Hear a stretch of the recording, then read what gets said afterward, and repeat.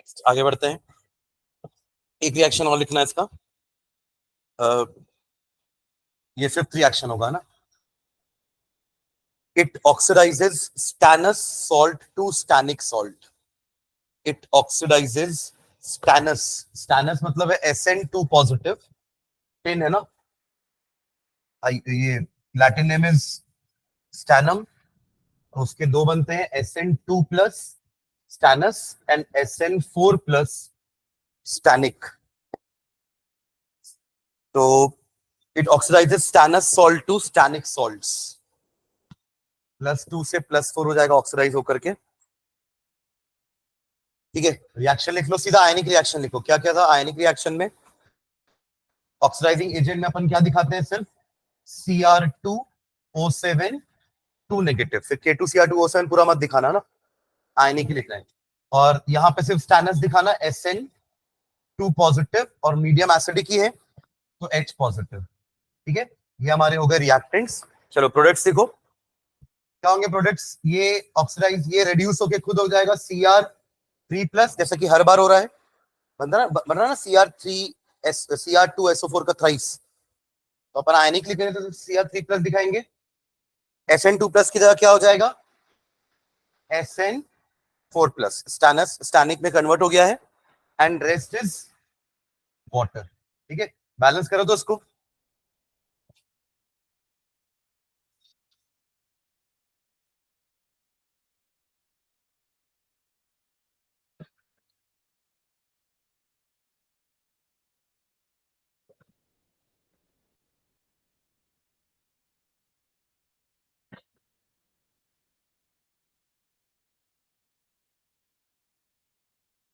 वो बैलेंस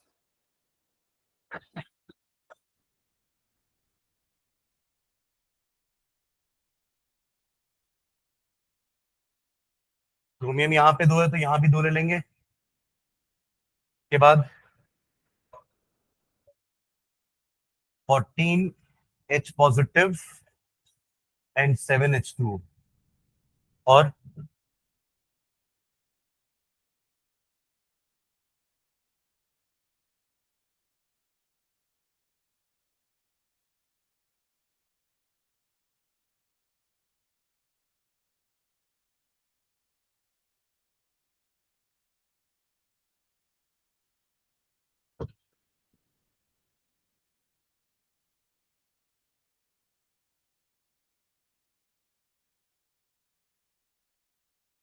हाँ, net charge balance नहीं है तो उसके लिए आपको SN को बढ़ाना पड़ेगा ना। कितना करेंगे फाइनली? क्रोमियम तो ठीक है, हाँ H2 भी ठीक है बहुत। अगर यहाँ पर अगर अपन C3 करते हैं तो देखो चार्ज बैलेंस हो रहा है क्या?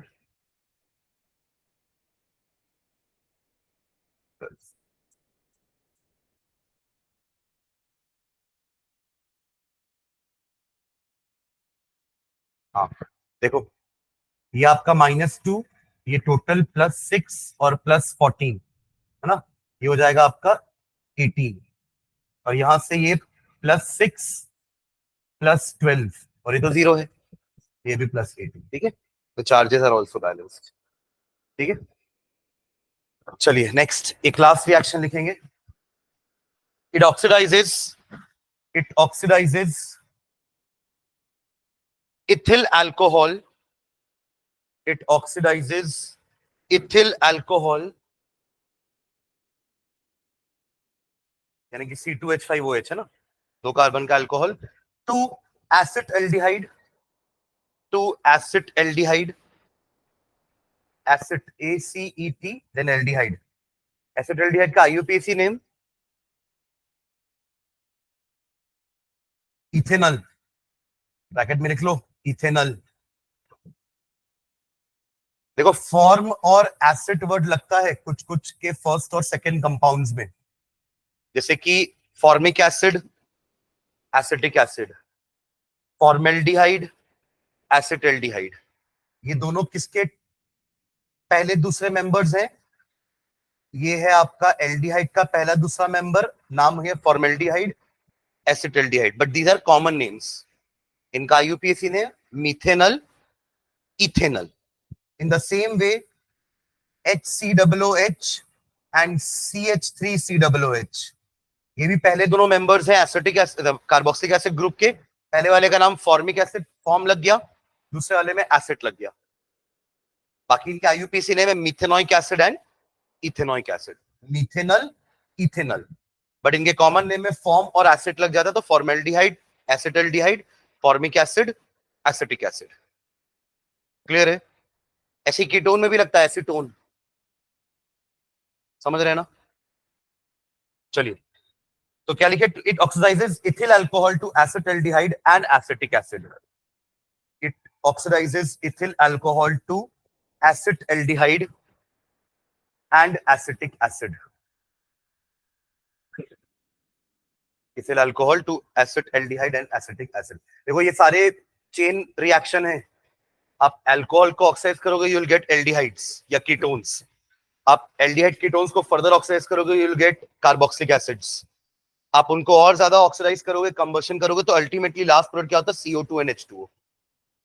ये हाइड्रोकार्बन्स तो हैं ये सारे के सारे. तो अल्टीमेटली ऑक्साइज करने का मतलब कंबशन करना, और कंबशन करने का लास्ट एंड प्रोडक्ट क्या होगा हाइड्रोकार्बन्स का? All the carbon getting converted into carbon dioxide and hydrogen getting converted into water. समझ रहे हैं? तो ये चेन रिएक्शन है. मतलब आप स्टार्ट करोगे अल्कोहल के पहले जाओगे तो एल्केन्स आ जाएंगे. एल्केन के ऑक्सीडेशन से आपको अल्कोहल्स मिलेंगे, अल्कोहल के ऑक्सीडेशन से एल्डिहाइड्स कीटोन मिलेंगे, इनके ऑक्सीडेशन से एसिड मिलेगा. ये भी अपन जब ऑर्गेनिक आएंगे तो अपन प्रिपरेशन में पढ़ेंगे, तो आप जरूर पढ़ेंगे कि अल्कोहल को अपन एल्केन एल्कीन से प्रिपेयर कर सकते हैं, एल्डिहाइड्स को अल्कोहल के ऑक्सीडेशन से प्रिपेयर कर सकते हैं, और एसिड को एल्डिहाइड कीटोन के ऑक्सीडेशन से प्रिपेयर कर सकते हैं. ये चेन रिएक्शन है. एक के मतलब आपने एकदम स्ट्रॉन्ग ऑक्सीडाइजिंग एजेंट ले लिया तो आपको अल्कोहल से सीधा एसिड मिल जाएगा, जैसे अभी हो रहा है. और ये हमारा स्ट्रॉन्ग ऑक्सीडाइजिंग एजेंट है K2Cr2O7, तो ये एसिडल्डिहाइड पे रुकेगा नहीं, उसको एसिडिक एसिड तक ऑक्सीडाइज कर देगा, क्योंकि स्ट्रॉन्ग ऑक्सीडाइजिंग एजेंट है. वही अगर अपन थोड़ा माइल्ड ऑक्सीडाइजिंग एजेंट लेंगे तो उसको हम अल्कोहल से एल्डिहाइड पे रोक सकते हैं. मतलब अगर मेरा प्रिपरेशन है एल्डिहाइड का, तो हम एक स्ट्रॉन्ग ऑक्सीडाइजिंग एजेंट नहीं लेंगे अल्कोहल के साथ, क्योंकि वो अल्कोहल को एसिडिक एसिड तक पहुंचा देगा ऑक्सीडाइज करते करते. हम चाहते हैं कि इसको एल्डिहाइड में ही रोकना है, तो हम एक माइल्ड या एक वीक ऑक्सीडाइजिंग एजेंट लेंगे, जो उसको सिर्फ एक ही स्टेज में ऑक्सीडाइज करेगा, फर्दर और स्टेज में नहीं बढ़ाएगा. समझ रहे हैं क्या? ठीक है, चलो. तो यहाँ पे अपन क्योंकि स्ट्रॉन्ग ऑक्सीडाइजिंग एजेंट ले रहे हैं, K2Cr2O7 is a strong oxidizing agent, तो अल्कोहल अल्टीमेटली एसिडिक एसिड में कन्वर्ट हो जाएगा. बट फर्स्ट स्टेप में एल्डिहाइड बनाएंगे, अगले स्टेप में एसिडिक एसिड. ठीक है, तो लिखेंगे इसका रिएक्शन. लिखिए रिएक्शन. आपने वो एक रिएक्शन लिखा था ना K2Cr2O7 का सल्फ्यूरिक एसिड के साथ, तो नेसेल ऑक्साइड निकला था, वो रिएक्शन लिखो. तो वहां पे 3 नेसेल ऑक्साइड निकल रहे थे ना, अपने लिखा भी था कि एक डाइक्रोमेट से आपको 3 नेसेंट ऑक्सीजन मिलते हैं. ये लिखे थे शुरुआत में, यही तो किए थे अपन. फिर यही नेसेंट ऑक्सीजन तो है जो सामने वाले को ऑक्साइज कर रहा है. ये आपको पहली दूसरी लाइन में मिल जाएगा आपकी प्रॉपर्टी में ही, ऑक्सीडाइजिंग प्रॉपर्टी में, कि in acidic medium potassium dichromate furnishes 3 nascent oxygen. मिला कि नहीं? वो रिएक्शन लिखो जल्दी से. क्या रिएक्शन था? K2Cr2O7 plus H2SO4 gives you K2SO4 plus Cr2SO4 का thrice plus water plus 3 nascent oxygen. मिला कि नहीं रिएक्शन आपको कॉपी में? अचिंत्य,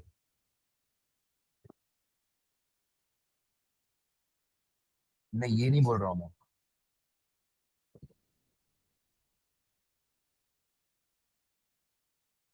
अब ये तो आपने KI को कन्वर्ट किया ना इसमें, मैं बात कर रहा हूँ इस रिएक्शन की, इस वाले की. ये सब में होता है. फिर जो नेसेल ऑक्सीजन निकल रहा है ना, यही आपके चीजों को ऑक्साइज करता है. This nascent oxygen is responsible for oxidising Ki to I2 और Fe2 to Fe3. ये सब रिएक्शन क्यों नहीं लिखा है तू?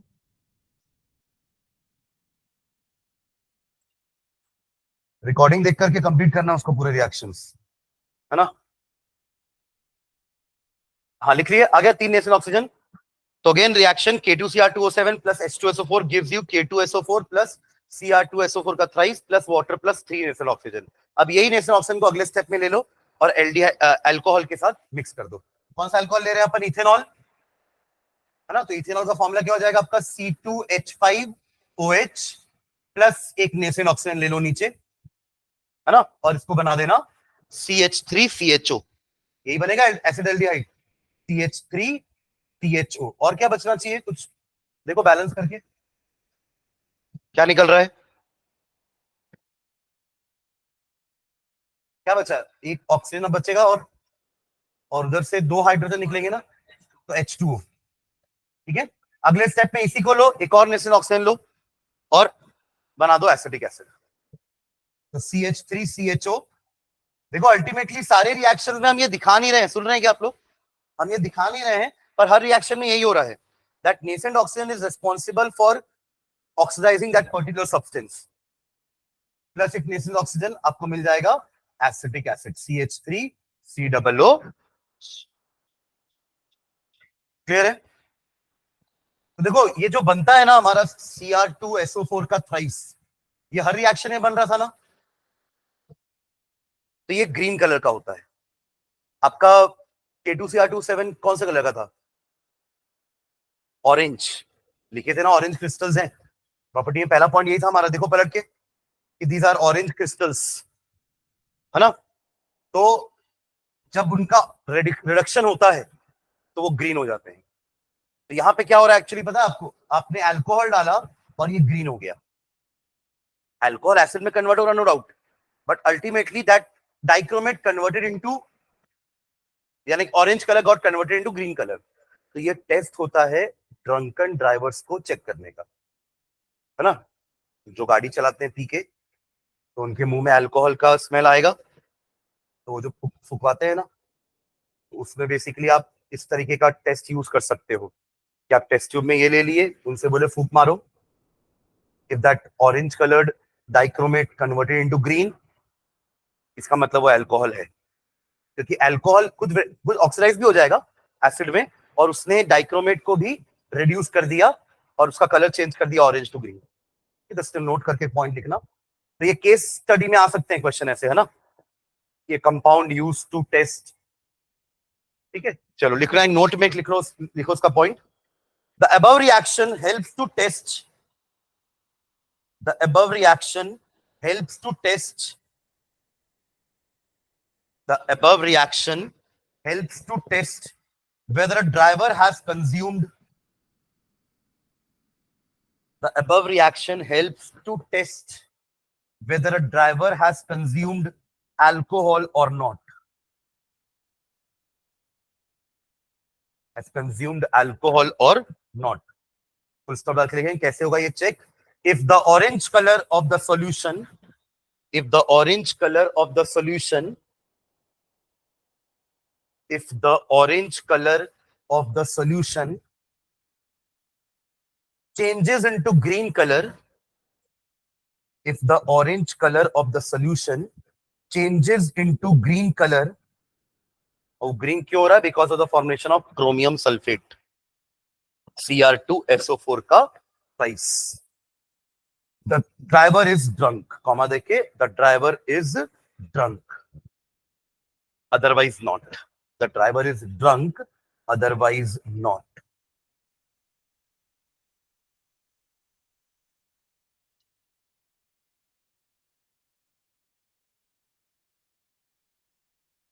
ठीक है,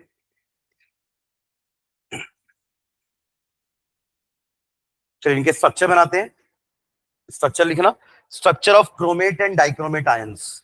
क्रोमेट भी पढ़े थे ना, CrO4 2 नेगेटिव, क्रोमेट बनाए भी तो थे, जो हमारा प्रिपरेशन था K2Cr2O7 का, वो आपका 3 स्टेप में हुआ था। फर्स्ट स्टेप में हमने क्या बनाया था, sodium chromate, then sodium dichromate, and finally potassium dichromate. तो chromate dichromate ion Cr2O7 2 negative होता है, और क्रोमेट CrO4 2 नेगेटिव हो जाएगा। ठीक है, इन दोनों का स्ट्रक्चर बनाते हैं, तो Cr के साथ 4 ऑक्सीजन इस तरीके से, दिस इज क्रोमेट आयन, क्या स्ट्रक्चर दिख रहा है, टेट्राहेड्रल, है ना, वहां पे 2 टेट्राहेड्रॉन होंगे, बीच में क्या होगा, एक ब्रिज। बना पाएंगे क्या स्ट्रक्चर, इतना तो बनाएंगे ही, बस वो जो चौथा है ना उसके साथ एक और ऐसा ही लगा देंगे, बनेगा। ऐसा अपन ने Mn2O7 का बनाया है, सेम सेम, बस ये कि वहां पे डबल बॉन्ड थी, यहाँ डबल बॉन्ड नहीं है, ऑल आर सिंगल बॉन्ड्स। ये आयन है ना, वो कंपाउंड था। बनाइए, ये आपका क्रोमेट आयन है ना, CrO4, ये दिस इज क्रोमेट आयन, ठीक है। बस इसी के साथ ये और एक बार बना दो, तो ये आपका ऑक्सीजन ब्रिज होगा लाइक दिस। यहाँ पे एक क्रोमियम, ठीक है, 7 हो गए। Cr2O7 2 नेगेटिव डाइक्रोमेट, यहाँ 2 टेट्राहेड्रॉन है sharing a single oxygen, common oxygen.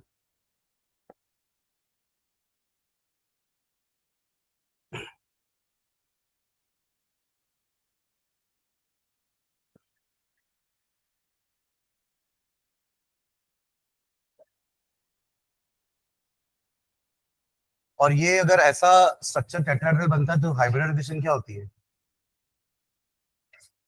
sp3, है ना, अपन पढ़ा है sp लीनियर होता है, sp2 trigonal planar, sp3 tetrahedral, है ना, sp3d square planar, sp3d2, sp3d square planar भी हो सकता है, ट्राइगोनल बाइपिरामिडल भी हो सकता है, और sp3d2 ऑक्टाहेड्रल स्क्वायर बाइपिरामिडल, वो स्क्वायर पिरामिडल है, sp3d स्क्वायर पिरामिडल या फिर ट्राइगोनल प्लेनार। और एस DsP2 भी एक होता है स्क्वायर प्लेनार। हाँ, ये तो अपन अभी कोऑर्डिनेशन में ही पढ़े। चलिए, एक नोट करके पॉइंट लिखिएगा, नोट करके पॉइंट लिखो। Both in CrO4 2 negative and Cr2O7 2 negative, both in यानी कि बोथ इन यानी कि chromate ion and dichromate ion, both in CrO4 2 negative and Cr2O7 2 negative, ठीक है, दोनों 2 नेगेटिव ही तो है, बस ऑक्सीजन का और क्रोमियम का फर्क है, एक जगह 7 ऑक्सीजन 2 क्रोमियम है, एक जगह 1 क्रोमियम 4 ऑक्सीजन है, ठीक है। कॉमा Cr ब्रैकेट में 6 लिखना, 6 रोमन लेटर में लिखेंगे, ये उसका ऑक्सीडेशन नंबर है। Cr6 has D0 configuration, D0 configuration होगा ना ऐसा, Cr6 D0 होगा। Cr6 पॉजिटिव बोल रहे हो, मतलब कितना इलेक्ट्रॉन निकालना है? 6 इलेक्ट्रॉन निकालना है, तो इसको तो D पूरा खाली होने वाला है, क्योंकि क्या कन्फिगरेशन थी इसकी, 3d5 4s1, तो 5 इधर से निकालेंगे और छठवा 4s1 से भी चला जाएगा, मतलब 3d पूरा 0 है, ठीक है ना। तो क्या लिखे, Cr6 has D0 configuration, full stop, hence yellow color of ये येलो कलर का होता है ना डाइक्रोमेट, सॉरी क्रोमेट, और वो ऑरेंज है, ये अपने लिखा भी है उस समय ना। ये क्वेश्चन कहां पढ़े थे अपन, एक्शन ऑफ एल्कली, जल्दी रिएक्शन देखो कि जब डाइक्रोमेट एल्कली से रिएक्ट करेगा तो वो येलो कलर का हो जाएगा, उसका कारण है फॉर्मेशन ऑफ क्रोमेट आयन, ये आता है क्वेश्चन ना। और आप जो मुझसे पूछे थे डाउट, उसमें भी ये क्वेश्चन था, what happens when dichromate reacts with alkali, तो डाइक्रोमेट क्रोमेट बन जाएगा और ऑरेंज कलर येलो कलर में चेंज हो जाएगा, ठीक है। तो क्या लिखे, hence yellow colour of CrO4 2 negative यानी कि chromate and orange colour of Cr2O7 2 negative, hence yellow color of CrO4 2 negative and orange color of Cr2O7 2 negative are not due to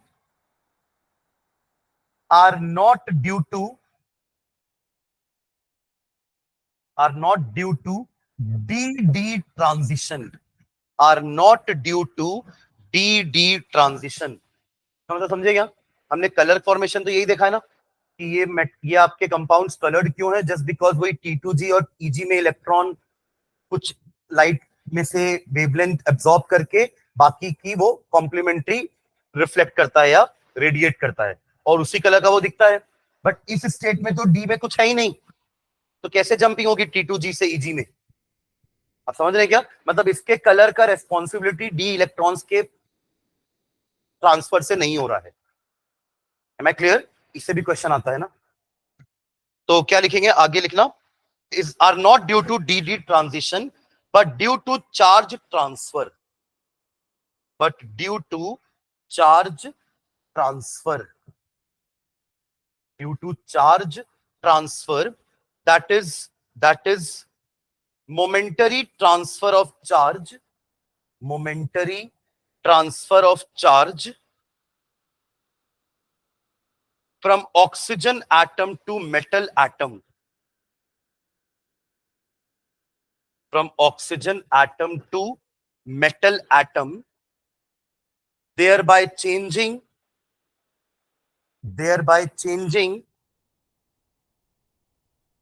O2 negative ion momentarily to O1 negative ion.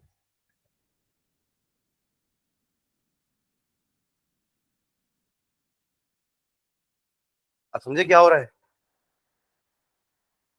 Oxygen O2 negative से O negative हुआ, यानी कि एक electron क्या किया उसने, charge change किया ना अपना चार्ज उसने, O2 नेगेटिव से O नेगेटिव बन गया वो। एक्चुअली वो O2 नेगेटिव 2 इलेक्ट्रॉन गेन करके बना था, तो एक लूज कर दिया उसने, ताकि क्रोमियम +6 से +5 हो जाए, ताकि वहां पे एक इलेक्ट्रॉन डी में चला जाए, और वो एक इलेक्ट्रॉन रेस्पॉन्सिबल होगा उनके कलर के लिए। तो यहाँ पे डी में इलेक्ट्रॉन थे ही नहीं शुरू से, डी तो 0 था Cr6 का, तो उनका कलर कैसे आ रहा है? Due to momentary transfer of charge from oxygen to chromium. तो कुछ समय के लिए oxide O2 negative O negative में कन्वर्ट होता है, ताकि Cr6 Cr5 प्लस में कन्वर्ट हो जाए। तो क्या लिखे? Momentarily to O negative ion and reducing the oxidation state of and reducing the oxidation state of and reducing the oxidation state of Cr chromium from +6 to +5, from +6 to +5। ये question पिछले या पिछले साल, पिछले साल एमसीक्यू में आया था कि what is the reason behind the colour. तो सब अपन यही सोचेंगे कि डी टू डी ट्रांजिशन से तो कलर होता है, बट एक्चुअली चार्ज ट्रांसफर से कलर होता है। ठीक है, चलिए नेक्स्ट अगला कंपाउंड लिखेंगे KMnO4। अभी हम ऑक्सो एनायंस पढ़ रहे हैं ना, सॉल्ट ऑफ ऑक्सो एनायन, याद है? ऑक्साइड्स पढ़े थे हमने कि oxides are basic in nature, some oxides are amphoteric, some oxides are acidic in nature. फिर हमने ये भी पढ़ा था कि ऑक्साइड्स का जो नेचर है वो कैसे चेंज हो रहा है, फ्रॉम लेफ्ट टू राइट जा रहे हैं तो हम। प्लस सेकेंड कंपाउंड हमारा था oxo anion, salt of oxo anion, जिसमें पहला हमने पढ़ा Cr2O7, Cr2O7 2 नेगेटिव का आयन। अगला हमारा है MnO4 नेगेटिव। ठीक है, कहीं डालेंगे पोटेशियम पर मैग्नेट, ब्रैकेट में उसका फॉर्मूला KMnO4, KMnO4। ये भी आपके K2Cr2O7 के जैसा एक स्ट्रॉन्ग ऑक्सीडाइजिंग एजेंट है, बस ये कि ये आपके तीनों मीडियम में ऑक्सीडाइजिंग एजेंट की तरह बिहेव कर सकता है, neutral, acidic as well as alkaline. But K2Cr2O7 को अपन को एसिडिक मीडियम में लेना पड़ेगा, तभी वो नेसेंट ऑक्सीजन लिबरेट करता है। ठीक है, चलिए इसका भी प्रिपरेशन देखेंगे, देन इसकी प्रॉपर्टीज में आते हैं। लिखेंगे नीचे, on a large scale KMnO4 is prepared, on a large scale, on a large scale KMnO4 is prepared from the mineral, on a large scale KMnO4 is prepared from the mineral pyrolusite, pyrolusite, PYROLUSITE, bracket में formula लिखना MnO2, MnO2। उसके लिए क्या लिखे थे, याद है क्या आपको? उसका ओर का नाम क्या था? क्रोमाइट, FeO, और क्रोमियम का वो ओर था ना, full stop. The preparation involves following 2 steps, ये भी 2 स्टेप में बनेगा। The preparation involves following 2 steps. पहला स्टेप लिखना, उसके 3 स्टेप याद है ना आपको? है ना, we started with that ore chromite, और उसको हमने पहले कन्वर्ट किया था सोडियम क्रोमेट में, और फिर sodium dichromate, and then finally potassium dichromate. वैसे इसको भी 2 स्टेप में कन्वर्ट करेंगे, लेकिन अब first step conversion of MnO2, conversion of MnO2 into potassium manganate, into potassium manganate, MANGANATE, potassium manganate. Potassium पर मैंगनेट और पोटेशियम मैंगनेट में क्या फर्क है? MnO4 1 नेगेटिव इज पर manganate, and MnO4 2 negative is manganate.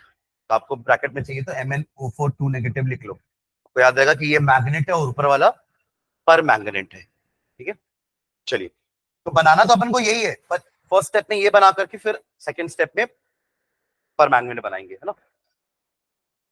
हाँ, conversion of MnO2 into potassium manganate, hyphen डाल के लिखना इसमें। The ore is fused with the ore is fused with KOH।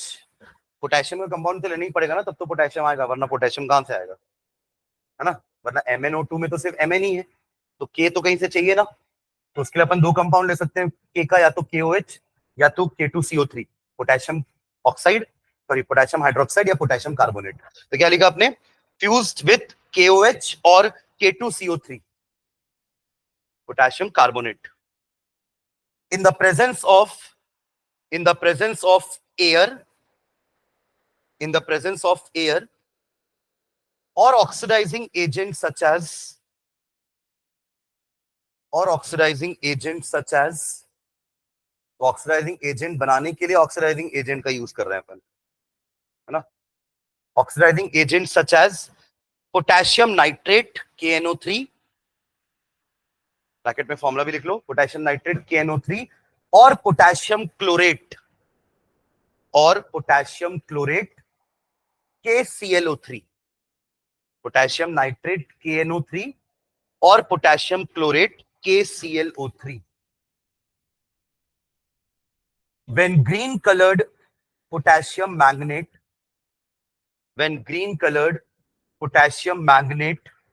is formed, when green colored potassium magnate is formed। ठीक है, चलो उसके reaction लिखते हैं। ये जो स्टेप आपने लिखा ना, इसके रिएक्शन लिखेंगे। देखो कौन कौन से रिएक्शन हो सकते हैं। सब में आप MnO2 तो ले लो। देखो पहला रिएक्शन MnO2 तो रहेगा ना, प्लस अब अपन ने क्या बोला शुरू में, KOH लो या K2CO3 लो। तो 2 रिएक्शन लिखो जल्दी से, एक के नीचे एक लिखो। पहले रिएक्शन, दोनों रिएक्शन में MnO2 तो ले लीजिए, ले लिए, और दूसरा रिएजेंट ले लो KOH, दूसरे रिएक्शन में दूसरा रिएजेंट ले लो K2CO3, लिए। यहां तक हुआ? अब यहां खत्म नहीं हुआ, तीसरा रिएजेंट भी है। देखिए अपन इसको फ्यूज कर रहे हैं किसके साथ? इन द प्रेजेंस ऑफ ऑक्सीजन यानी एयर, या फिर कोई ऑक्सीडाइजिंग एजेंट। तो अभी दोनों को पहले एयर ले लो, प्लस O2 दोनों रिएक्शन में। हाँ चलिए, प्रोडक्ट क्या बनेगा? बना क्या रहे हैं? मैग्नेट बना रहे हैं ना पहले, तो K2MnO4 तो बनेगा ही, दोनों में लिख लो, K2MnO4 तो बनना ही है, देखिए वही तो बना रहे हैं फर्स्ट स्टेप में, K2MnO4। ठीक है, जहां KOH लियो वहां पानी बना दो, और जहां कार्बोनेट लियो ना वहां पे कार्बन डाइऑक्साइड बना दो। सुन रहे हैं क्या? हो गया रिएक्शन कंप्लीट दोनों। KOH वाले में H2O बनेगा बाई प्रोडक्ट, और K2CO3 वाले में कार्बन डाइऑक्साइड बनेगा बाई प्रोडक्ट। हो गए 2 रिएक्शन। अब अगर हमने ऑक्सीजन ना लेकर के कोई ऑक्सीडाइजिंग एजेंट लिया, जैसे कि आपने क्या नाम लिखे हैं 2, पोटेशियम नाइट्रेट या पोटेशियम क्लोरेट, तो उससे भी एक एक रिएक्शन लिखते हैं। तो चलिए वापस से MnO2 ले लो, 2 रिएक्शन में, दोनों रिएक्शन में MnO2 ले लो, लिए। दोनों में KOH ले लो, दोनों में KOH, पर अब अपन ऑक्सीजन नहीं लेंगे, क्या लेंगे? Oxidizing agent. तो एक में ले लो पोटेशियम नाइट्रेट KNO3, और दूसरे में ले लो पोटेशियम क्लोरेट KClO3। ठीक है, KClO3, अरे ऊपर जो लिखे हैं उसी को तो लिखते हैं। ऊपर कंटेंट लिखा है ना अपने 4 लाइन। देखो आप लोग को भी मैं एक और एडवाइस दे रहा हूं कि जब एग्जाम में कोई रिएक्शन समझाना है तो सीधा रिएक्शन नहीं लिखना है, उसके बारे में 2-3 लाइन लिखना है और फिर वही 2-3 लाइन से रिएक्शन बनेगा। समझ रहे हैं क्या? क्योंकि आपके एग्जाम में एक क्वेश्चन जरूर आएगा नेम रिएक्शन का, 2-3 नेम रिएक्शन दे देंगे कि एक्सप्लेन दीज रिएक्शंस, उसमें 2-3 नेम रिएक्शन आ जाएंगे। जैसे फिंकलस्टीन आ गया, तो फिंकलस्टीन हमने पढ़ा है क्या होता है ना, वही आयोडाइड बनाने वाला, जहां पे अपन एसीटोन लेते हैं NaI के साथ, है ना। तो वहां पहले लिखना है उसको लाइन, ये नहीं कि अपन सीधा रिएक्शन लिख दिए, वहां पे लिखना है कि this reaction is used to prepare iodo alkane, iodo alkane बनाते हैं उससे, है ना। और लेते क्या है, we start the reaction with chloro और ब्रोमो एल्केन, है ना, it is heated with NaI sodium iodide in the presence of dry acetone. इतना लिखने के बाद रिएक्शन आना चाहिए, ठीक है। चलिए, हाँ, KNO3 KCl ले लिए, प्रोडक्ट क्या रहेगा, एक प्रोडक्ट तो बना दो, K2MnO4 तो बनेगा ना, चारों रिएक्शन में बना तो वही रहे, K2MnO4 तो वो तो बनेगा ही, बस अब बाई प्रोडक्ट समझ लो कि जिसमें KOH और KNO3 लिए हैं वहां पे KNO2 ले लो, KNO2 लिए। देखो यहाँ नाइट्रेट से नाइट्राइट हुआ है तो क्या हुआ है, ऑक्सीडाइज हुआ है कि रेड्यूस हुआ है, रेड्यूस। आप याद करिए पिछले एग्जांपल में हमने नाइट्राइट टू नाइट्रेट किया था, दैट वाज ऑक्सीडेशन, तो उल्टा क्या होगा, रिडक्शन। और होना भी चाहिए। देखो हम कर क्या रहे हैं, हम अपने MnO2 को ऑक्सीडाइज कर रहे हैं, ये सारे ऑक्सीडाइजिंग एजेंट है ना, KNO3 ऑक्सीडाइजिंग एजेंट है, तो वो सामने वाले को तो ऑक्सीडाइज कर दिया, बस खुद तो रेड्यूस होगा ना, तो KNO3 KNO2 में रेड्यूस हो गया और KClO3 KCl में रेड्यूस हो गया। तो अगले रिएक्शन का लिख लो, KCl, एक में KNO2 बनेगा, एक में KCl बनेगा, बाकी पानी। क्लियर है? अब अगर मैं यही चीज आपको बोलूं कि K2CO3 के साथ करो तो पानी की जगह कार्बन डाइऑक्साइड बना देना बस, समझे क्या? तो 2 और ऐसे हो सकते हैं, बट वो नहीं लिख रहे हैं वापस, सुने क्या? तो चारों नहीं लिखना है, चारों में से कोई एक रिएक्शन से हमारा काम हो जाएगा, समझे क्या? एग्जाम में हमें चारों नहीं लिखना है, आप कंटेंट ऊपर भले पूरा लिख दो कि आप KOH ले लो, K2CO3 ले लो, उसको फ्यूज करा दो ऑक्सीजन के साथ या कोई ऑक्सीडाइजिंग एजेंट के साथ, तो मैग्नेट बन जाएगा, राइट। बट कोई एक रिएक्शन लिखोगे तो भी चलेगा। यहां हमने सारी पॉसिबिलिटी लिख दी और एक मैंने आपको बता दी, K2CO3 अपन ने नहीं लिया ना बाद में एजेंट्स के साथ, हमने K2CO3 O2 के साथ लिया और हमने K2CO3 को एजेंट्स के साथ नहीं लिया, तो लोगे तो सेम प्रोडक्ट बनेगा, K2MnO4 दोनों में बनेगा, KClO3 वाले में KCl बनेगा, KNO3 वालों में KNO2 बनेगा, बट पानी की जगह CO2 बनेगा, बाई प्रोडक्ट चेंज हो जाएगा बस। क्लियर है? चलिए, ये आपका फर्स्ट स्टेप हुआ ना, ठीक है, आगे बढ़ते हैं। चलो नेक्स्ट लाइन में देखना, potassium magnet thus formed, potassium magnate thus formed, potassium magnate thus formed undergoes disproportionation, undergoes disproportionation, undergoes disproportionation, ये पढ़े ना अपन, अभी फिर से पढ़े थे डी ब्लॉक में भी, इसी चैप्टर में देखा था हमने, कॉपर आयन कैसे चेंज हो रहा था, कॉपर 1+ एक्वस मीडियम में डिस्प्रपोर्शनेशन होकर के Cu2+ और Cu बन रहा था, that is why we said कि ये पानी में या एक्वस सॉल्यूशन में स्टेबल नहीं है, ठीक है। तो यही ऑक्सीडाइज भी हुआ और यही, इसी को बोलते हैं डिस्प्रपोर्शनेशन रिएक्शन, है ना। तो पोटेशियम मैग्नेट जो बना है K2MnO4, it undergoes disproportionation in the neutral or acidic medium, in the neutral or acidic medium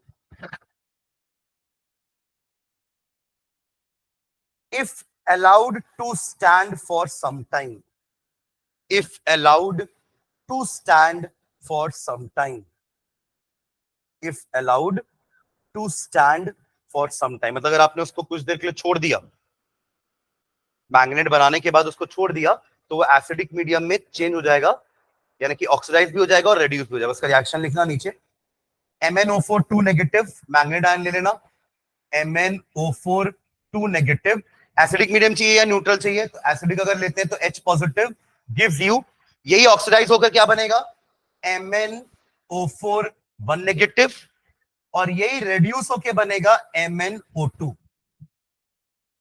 इसी के ऑक्सीडेशन में तो ये बना है, अभी तो बना है ना, MnO2 को तो ऑक्सीडाइज करके ये बनाए थे, तो ये रेड्यूस होके ये नहीं बनेगा वापस। सुन रहे हैं क्या? अभी इसके ऑक्सीडेशन से MnO4 नेगेटिव बनाए, तब MnO4 नेगेटिव रेड्यूस हुआ तो यही बनेगा, और ऑक्सीडाइज हुआ तो ये बनेगा। ठीक है, प्लस H2O, ये रिएक्शन लिख लेना।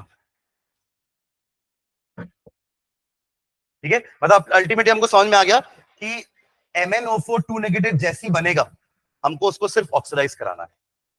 आप अगर ऐसे छोड़ दोगे उसको तो वो रेड्यूस भी होगा, तो हमारी मेहनत खराब हो जाएगी। फर्स्ट स्टेप में जो हमने MnO2 को MnO4 नेगेटिव में कन्वर्ट किया, वो तो फिर से वापस रेड्यूस हो गया।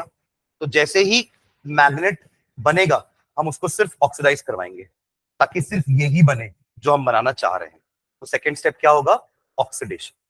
तो लिखो सेकेंड स्टेप। ये फर्स्ट स्टेप था ना, जहां पे अपन ने MnO2 को ऑक्सीडाइज करके MnO4 नेगेटिव बनाया। सेकेंड स्टेप लिखना, oxidation of potassium manganate to potassium permanganate. Oxidation of potassium manganate to potassium permanganate. Oxidation of potassium manganate to potassium permanganate.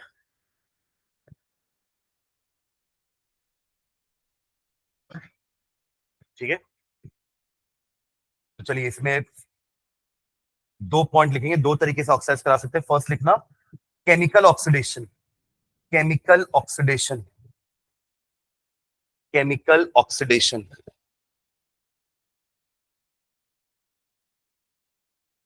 Hyphen डाल के लिखो, बाय यूजिंग CO2 और Cl2 chlorine, carbon dioxide, chlorine और ozonised oxygen, और ozonide oxygen. ये potassium magnet का colour क्या बोला था अपन ने ऊपर? वो तो क्रोमेट का था, ग्रीन, ग्रीन। अरे अभी तो ऊपर लिखियो green, when green coloured potassium magnet is formed. मिला? कलरों को थोड़ा हाईलाइट कर लिया करो, है ना, कि आपको दिख जाए अलग से। हम तो क्या लिख रहे हैं? बाय यूजिंग CO2, Cl2 और ओजोनाइड ऑक्सीजन। ओजोनाइड ऑक्सीजन मतलब O3। तो चलो तीनों का रिएक्शन लिखते हैं। तीनों रिएक्शन में K2MnO4 तो ले ही लो, इसी को तो KMnO4 बनाना है ना, ले लिए। तीनों रिएक्शन में K2MnO4, K2MnO4, K2MnO4। अब either of the three use करके अपन KMnO4 बना सकते हैं। तो पहले रिएक्शन में ले लो CO2, दूसरे रिएक्शन में ले लो Cl2, और तीसरे रिएक्शन में O3 प्लस H2O भी ले लेना। ठीक है, ये हो गया रिएक्टेंट साइड। चलो प्रोडक्ट में क्या बनाना है? एक प्रोडक्ट तो बना सकते हैं ना? हाँ, KMnO4, अरे वही तो बना रहे हैं, उसी का तो प्रिपरेशन है। तो तीनों में वो तो बनेगा ना, KMnO4, KMnO4, KMnO4 बन गया। चलो बाई प्रोडक्ट लिखते हैं। CO2 वाले रिएक्शन में बाई प्रोडक्ट लिखना, CO2 वाले रिएक्शन में by product MnO2 plus K2CO3, MnO2 and K2CO3। Cl2 वाले में लिख लो, क्या होगा Cl2 वाले में बाई प्रोडक्ट? गेस करोगे क्या? KCl, हाँ, K निकला ना एक। अब वहां पे कार्बन डाइऑक्साइड था तो कार्बन के साथ कार्बोनेट बना लिया, यहाँ क्लोरीन के साथ क्लोराइड बना लेगा। ठीक है, यहां पे गैस करो,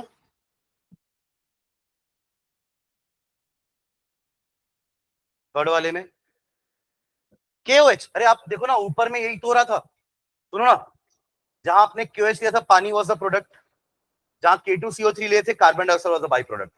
तो यहाँ पे अब अपन ने रिएक्टेंट साइड में पानी और CO2 लिया, तो KOH and K2CO3 are the byproducts. ठीक है, KOH एंड ऑक्सीजन भी ले लेना last, plus O2। Last reaction में KOH के साथ साथ O2 भी निकला। क्लियर है? वैसे तो रिएक्शंस याद रख सकते हैं अपन, है ना। ये एक तरीका हुआ ऑक्सीडाइज करने का। अब दूसरा तरीका लिखना ऑक्सीडाइज करने का, मतलब सेकंड स्टेप दो तरीके से हो सकता है। सेकंड वाला कौन सा, क्लोरीन वाला? हाँ, KCl by product.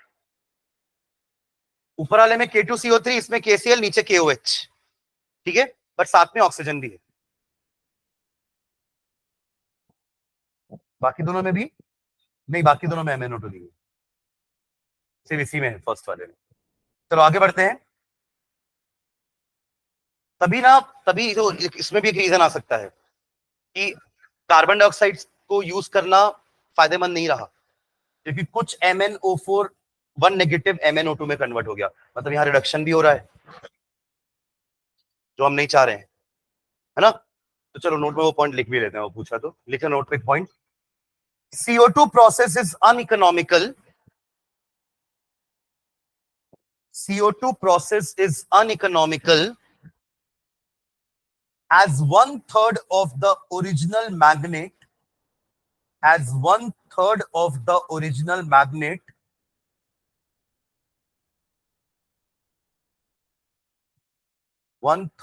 the original magnet is reconverted to MnO2.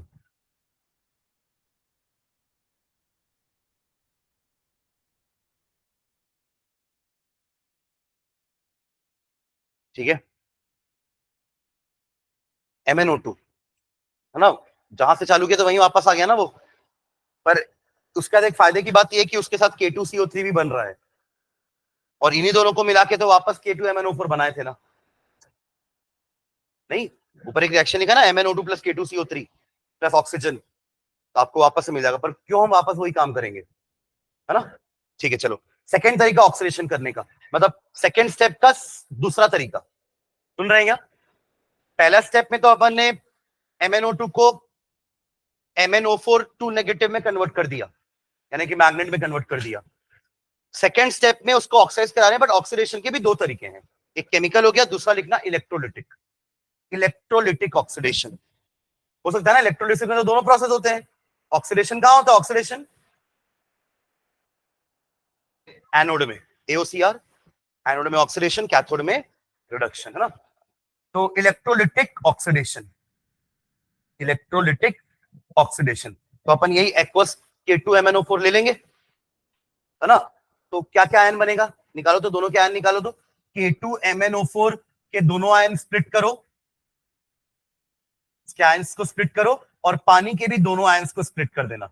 Equilibrium का साइन क्यों बना रहा हूं, क्योंकि दोनों वीक इलेक्ट्रोलाइट हैं, कंप्लीटली आयनाइज नहीं होंगे, तो क्या होता है, इक्विलिब्रियम का साइन लगेगा। क्या क्या आयंस बन रहे हैं, इधर K पॉजिटिव बनेगा, वो भी 2K पॉजिटिव बनेगा, और इधर MnO4 का 2 नेगेटिव बनेगा, इधर H पॉजिटिव और OH नेगेटिव। ठीक है, कौन जाएगा एनोड के पास, एनोड क्या है, पॉजिटिव इलेक्ट्रोड की नेगेटिव इलेक्ट्रोड, पॉजिटिव इलेक्ट्रोड, है ना। तभी तो एनोड के पास, पॉजिटिव इलेक्ट्रोड के पास नेगेटिव आयन जाएगा, है ना, यानी कि एन आयन। तो एनोड को या एनायन को नाम एनोड से तो मिला था ना, और कैटायन को नाम कैथोड से मिला था। कैट वहां से लिया था और आयन तो वो थे ही, तो नेम लगा लिए cation and anion. ठीक है, तो anode is a positive electrode, जहां पे कौन जाने वाला है हमारा, और यही जाके वहां पे क्या होगा, ऑक्सीडाइज होगा, तो एक इलेक्ट्रॉन लूज कर देगा, तो हो जाएगा ना MnO4 1 negative.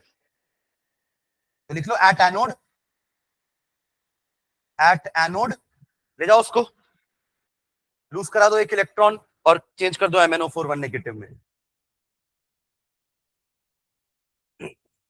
And using the knowledge of electrode potential, इन दोनों में से बताओ कौन जाएगा कैथोड के पास, सोच समझ के बताना। कैथोड में क्या होता है, रिडक्शन।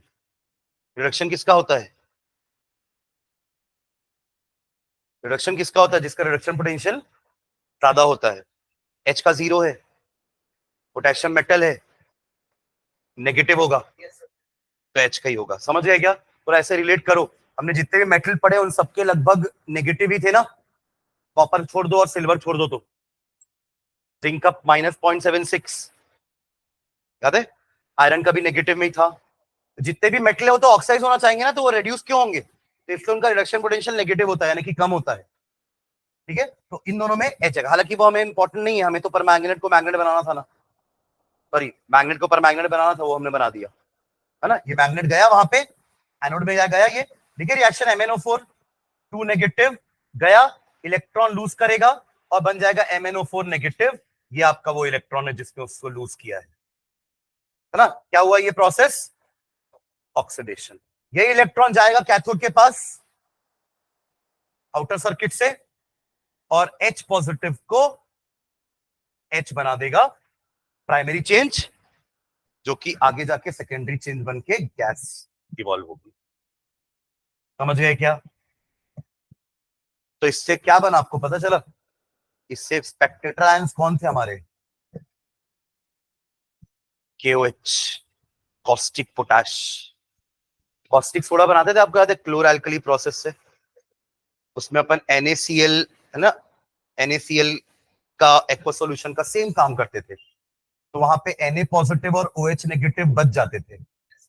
आपको एक जगह से मिलता था हाइड्रोजन गैस, दूसरी जगह मिलता था क्लोरीन गैस, तभी तो नाम था क्लोर एल्कली प्रोसेस, क्लोर और एल्कली। तो यहां भी KOH बन रहा है, बन रहा है क्या? चलिए done.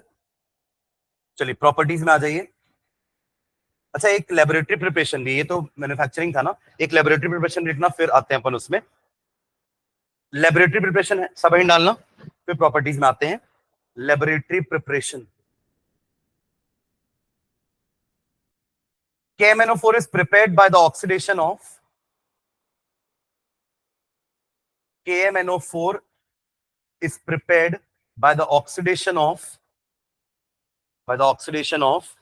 manganese 2 iron salt, manganese 2 iron salt, manganese bracket में 2 रोमन नंबर में ना, manganese Mn 2 positive ion by per oxo disulfate, per oxo disulfate, per oxo disulfate, Mn2 iron salt by per oxo disulfate। Disulphate मतलब क्या हो जाएगा? Sulphate क्या होता है? डाइसल्फेट क्या हो जाएगा? S2O8 2 negative. ठीक है, और क्या ले रहे हैं? Mn का 2 पॉजिटिव। लिखो reaction, Mn2 positive S2O8 2 negative plus H2O gives you MnO4 1 negative plus SO4 का 2 नेगेटिव एंड 16H पॉजिटिव। बाकी भी बैलेंस कर लो। तो ये आपका 2, यहां भी 2, ये 10 और यहां 5, और वाटर के लिए यहां पे 8, 8 8 16, 8 16 16। ठीक, ऑक्सीजन 40 और 8 48। ठीक, ठीक है, चलो प्रॉपर्टीज में आते हैं। वो ऑरेंज का था, ऑरेंज कलर का था ना, K2Cr2O7, ये पर्पल होता है। तो फर्स्ट प्रॉपर्टी लिखना, प्रॉपर्टीज यहीं डाल लो। First property, KMnO4 exists as deep purple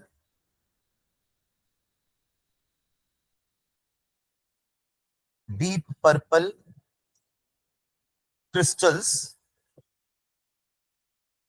with a greenish luxure, with a greenish luxure, with a greenish luxure, which become dull in air, which become dull in air। मतलब ये greenish लक्ष्यर थोड़े दिनों में डल हो जाएगा, बिकॉज एयर के कारण थोड़ा रेड्यूस हो जाएगा वो उसका लेयर शुरू का ऊपर का, तो वो जो ग्रीनिश कलर है वो लक्ष्यर है, जो चमक है वो कम हो जाएगी। सेकेंड पॉइंट लिखेंगे, it it readily decomposes when heated to 513 Kelvin. It readily decomposes when heated to 513 Kelvin, giving oxygen.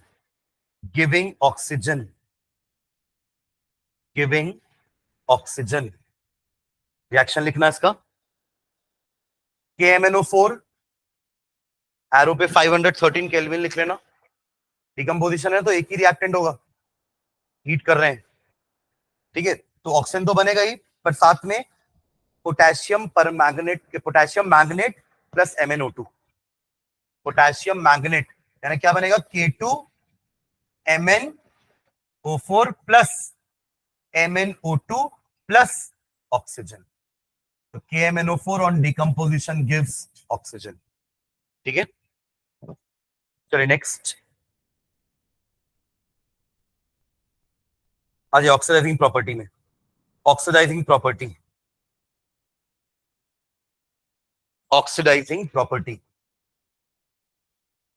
it is a powerful oxidizing agent. It is a powerful oxidizing agent.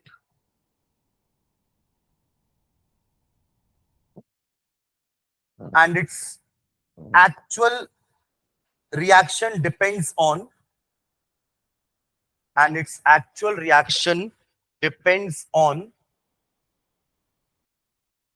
the medium in which it is taken. Medium मतलब वही हमने K2Cr2O7 को acidic medium में लिया था, तब जाके उसने नेसेस ऑक्सीजन दिया था। बट ये एसिडिक, बेसिक और न्यूट्रल तीनों मीडियम में ऑक्सीडाइजिंग एजेंट की तरह बिहेव कर सकता है, और तीनों में रिएक्शन अलग अलग टाइप का शो करेगा। सामने वाला ऑक्साइड जरूर होगा, बट तरीके थोड़े अलग होंगे। जैसे हमने वहां पे एक कॉमन समझ लिया था ना कि कभी भी आप H पॉजिटिव के साथ लोगे तो आपका जितना भी K है वो सब K2SO4 बनने वाला है, Cr2SO4 थ्राइस, ये दोनों कॉमन थे, पानी बन रहा था, और हमारा जो प्रोडक्ट है मतलब रिएक्टेंट है वो ऑक्साइड होके अपना प्रोडक्ट बना रहा था। मतलब KiI2 बन गया, फेरस फेरिक बन गया, स्टैनस स्टैनिक बन गया, अल्कोहल एसिड बन गया, है ना। तो वो चीजें फिक्स थी, और जो हमारे बाई प्रोडक्ट्स है वो भी सारे फिक्स थे। तो यहाँ पे तीनों मीडियम में अलग अलग तरीके से रिएक्शन है, ठीक है। तो इसको भी पहले एसिडिक लेते हैं, तो लिखना पहले फर्स्ट, इसी में ऑक्सीडाइजिंग प्रॉपर्टी में पहला हिंट डालना, इन एसिडिक मीडियम।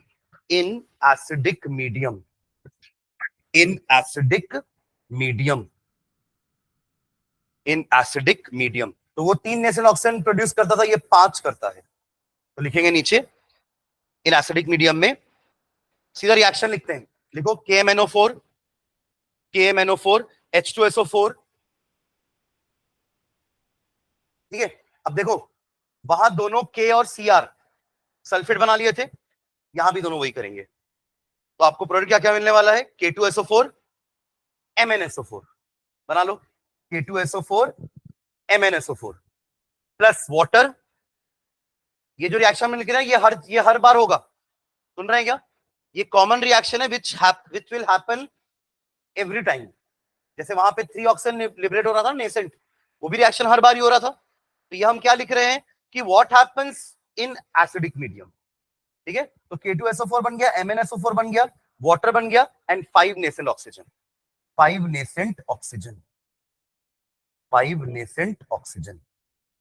ठीक है। तो ये रिएक्शन हर बार ही होगा, और यही 5 nascent oxygen are responsible for the conversion या फॉर द ऑक्सीडेशन, ठीक है। तो एग्जांपल लिखते हैं, फर्स्ट लिखना, फर्स्ट it oxidizes H2S मतलब हाइड्रोजन सल्फाइड टू सल्फर हो रहा है ऑक्सीडेशन। देखो कैसे हो रहा है ऑक्सीडेशन, H2S से सल्फर में आप 2 तरीके से बोल सकते हो ऑक्सीडेशन हो रहा है, एक तो लॉस ऑफ हाइड्रोजन हुआ है, और ऑक्सीडेशन नंबर देखो तो -2 से 0 हो गया है, यानी कि बड़ा है। दोनों डेफिनेशन से आप जस्टिफाई कर सकते हो ना कि ये ऑक्सीडेशन हो रहा है। Increase in oxidation number is also oxidation, and loss of hydrogen is also oxidation, क्योंकि यहाँ पे कहीं ऑक्सीजन नहीं है ना, तो ठीक है, हम वो डेफिनेशन से नहीं जस्टिफाई कर रहे हैं, बट बाकी दो डेफिनेशन तो सेटिस्फाई कर रहे हैं। ठीक है, चलो इसको रिएक्शन लिखते हैं। लिखना, एक काम करते हैं, एक ओवरऑल रिएक्शन लिखते हैं, बाकी सब में फिर सिंगल रिएक्शन लिखेंगे ना। तो ये जो अभी रिएक्शन आपने ऊपर लिखा ना, इसको तो लिख दो पहले। कौन सा वाला? KMnO4 plus H2SO4 gives you K2SO4 plus MnSO4 plus H2O plus 5O। लिख दिए? मैंने बोला ना ये हर बार होगा, हम लिख नहीं रहे थे अभी तक, बट एक मैं इसमें लिखवा रहा हूं दोनों। मतलब आप ये सोचिए कि जो वहां पे 3O वाला रिएक्शन लिखे थे ना, वो हर बार हो रहा था, बट हम सिर्फ फाइनल रिएक्शन लिख रहे थे। ठीक है, बट इसमें एक ओवरऑल, मतलब एक स्टेप वाइज रिएक्शन लिखते हैं, बाकी सब में ओवरऑल लिख देंगे, है ना। हो गया ये वाला काम। अगले स्टेप में आ जाओ, उसी के नीचे लिखना अगला स्टेप, क्योंकि अपन दोनों को ऐड करने वाले हैं। Will be adding both the steps. Second step में H2S ले लो, H2S नहीं लिए थे ना अभी तक, प्लस जो नेचुरल ऑक्सीजन वहां से आया है ना, उसको एक लो, अभी एक को ले लो, है ना। बाद में अपन रिएक्शन को 5 से मल्टीप्लाई कर देंगे। फॉलो कर रहे हैं? अब H2S को कन्वर्ट कर दो S में, और क्या बचा? H2O बचा। देखो मैं क्या बोल रहा हूँ, जिनको समझ में नहीं आ रहा ध्यान देंगे। KMnO4 plus H2SO4 gives you K2SO4 plus MnSO4 plus water plus 5 nation oxygen. यही ऑक्सीजन में से एक ऑक्सीजन ले लेना नीचे, जो H2S के साथ कंबाइन होने वाला है, और क्या बनाने वाला है? S plus H2O। अब रिएक्शन को बैलेंस करना है, हमें यहाँ पे 5 मिला ना, तो पांचों को नीचे भेजो, तो आप इस पूरे रिएक्शन को 5 से मल्टीप्लाई कर देना। अब दोनों को ऐड कर दो, ताकि 5 नेशन ऑक्सीजन कैंसिल हो जाए, है ना। और फाइनली बैलेंस भी कर देना इक्वेशन को। यहां से आपको KMnO4 मिल गया, H2SO4 मिल गया, H2S मिल गया, ऑक्सीजन ऑक्सीजन कैंसिल हो जाएगा, पांचों 5H2S मिला, है ना। यहां पे 5S मिल गया, 5H2O है, ऊपर आपका K2SO4 है, MnSO4 है। एक बार बैलेंस करोगे तो पानी और बैलेंस करना, मैं ऊपर वाले पानी को अलग से नहीं लिखा हूं, बैलेंस तो करोगे ही ना। करो जल्दी से बैलेंस, देखो तो कितना आ रहा है, और फिर इसका आयनिक रिएक्शन भी लिख देना। लिख पाएंगे आयनिक रिएक्शन? ट्राई करो, पहले तो उसको बैलेंस करो।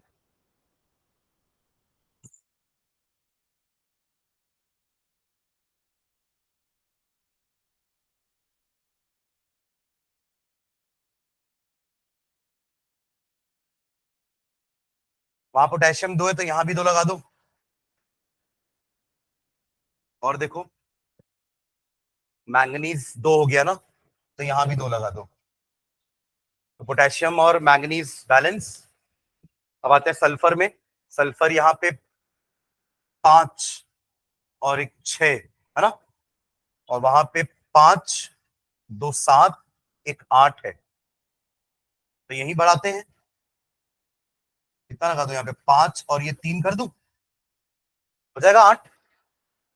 5 और 3 8 हो गया ना, और यहां भी 8 ही है, 5 6 7 8। ठीक है, ओके। और क्या बच गया? Mn हो गया, K हो गया, S हो गया, H2 और H और O बचा है।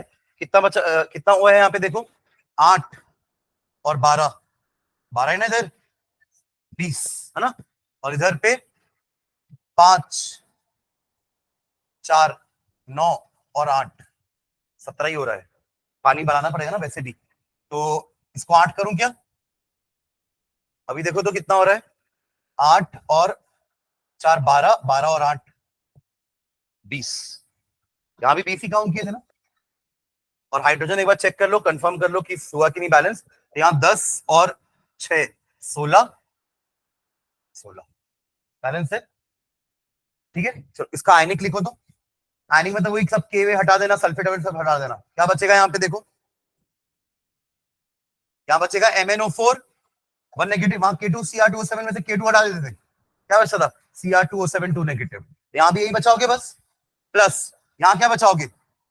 H पॉजिटिव बस। यहाँ पे S2 नेगेटिव, अरे S2 नेगेटिव से S बन रहा है ना। इधर क्या रखोगे? S, इधर क्या रखोगे? पानी रख लो, और इधर ये हटा देना, क्योंकि K और S तो है ही नहीं ना लेफ्ट साइड में, K2SO4 मत बना देना। लेफ्ट साइड में ना K है ना सल्फेट है, ठीक है। हाँ, बट ये तो लोगे Mn, है ना, तो Mn क्या हो जाएगा? खुद खुद क्या हो रहा है, Mn रिड्यूस हो रहा है, Mn, तो वो Mn2 पॉजिटिव बन जाएगा, Mn2 पॉजिटिव। जैसे वहां Cr3 पॉजिटिव बन रहा था, यहाँ पे Mn2 पॉजिटिव बन जाएगा। अब ये रिएक्शन हमने यहाँ पे पूरा लिख लिया है, हर के लिए इतना नहीं लिखेंगे है ना, पर हर में ऐसा हो रहा है, क्लियर है। बाकी सबका हम यही दोनों लिखेंगे बस लास्ट का, ठीक है। चलो इसको बैलेंस करोगे क्या, वही तो है सारे, ये 2 हो जाएगा, यहां भी 2 हो जाएगा, फिर ये आपका कितना था, ये 5 था ना, ये भी 5 हो जाएगा। बस अब H पॉजिटिव को बैलेंस कर लो, चार्ज बैलेंस करने के लिए देखो तो क्या आएगा H पॉजिटिव,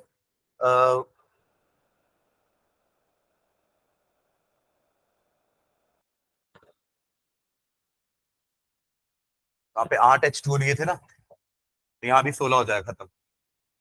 चार्ज बैलेंस है देखो, 16 और -4 12, और उधर 4,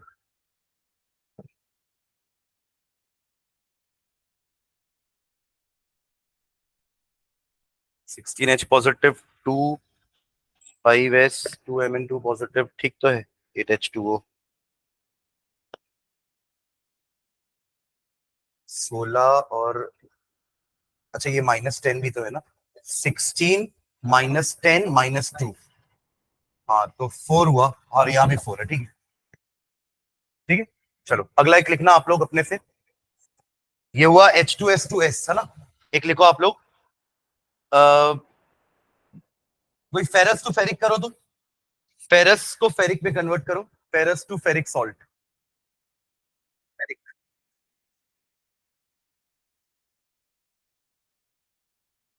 ferrous to ferric, ferrous sulphate ले लो, उधर फेरिक सल्फेट बना देना, ये दो प्रोडक्ट कांस्टेंट रहेंगे, कौन कौन से, K2SO4 और MnSO4, और पानी, और रिएक्टेंट में भी दो हमेशा कांस्टेंट रहेंगे, KMnO4 और H2SO4, लिख पा रहे हो।